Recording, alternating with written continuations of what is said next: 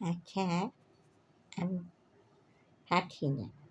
খেলতে খেলতে মাঠে ঘাটে বা স্কুলে বা প্লেগ্রাউন্ডে যদি বিপু বয়সে আমার মাথাটা ফেটে যায় বা আমার হাতটা ভেঙে যায়, সব বলতে হয় না, বা আমার পা ভেঙে যায়, এখানে একটু রক্ত আমি পট্টি লাগিয়ে দিয়েছে। আমি জানি আমার ছোট্ট ব্যান্ডেজ লাগালেই ভয় করে, ওটা খুলবো কী করে না খুলবো কী করে। সকলকে বলি এখানে আমার ব্যান্ডেজ, এখানে আমার ব্যান্ডেজ, এখানে আমার ব্যান্ডেজ। আজ স্কুলে যাই আমি বলি আমি ভেরি ব্রেভ বয়। কিন্তু যদি ওরকম হয় তখন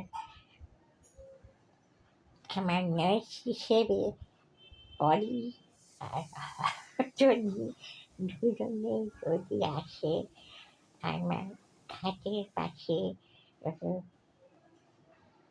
মানে পাখার হাওয়া যদি দেয়, তবে কে বাঙালি হাত পাখা নেবে আর কে ওই ছোট্ট চাইনিজ ফ্যান নেবে।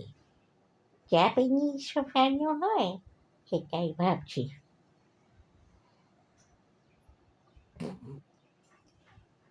মানে সেবা তো করতেই হবে আমায়। দুজনে যদি দুপাশ দিয়ে হাওয়া দেয় ভালো হয় না।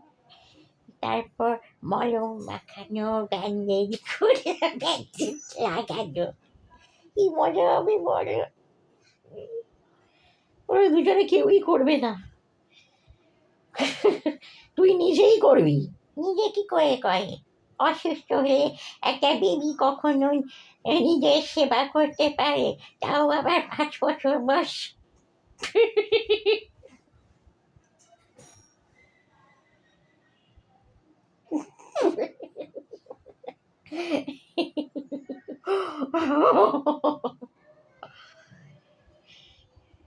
আর ওদের যদি হতো তুই কি করতিস?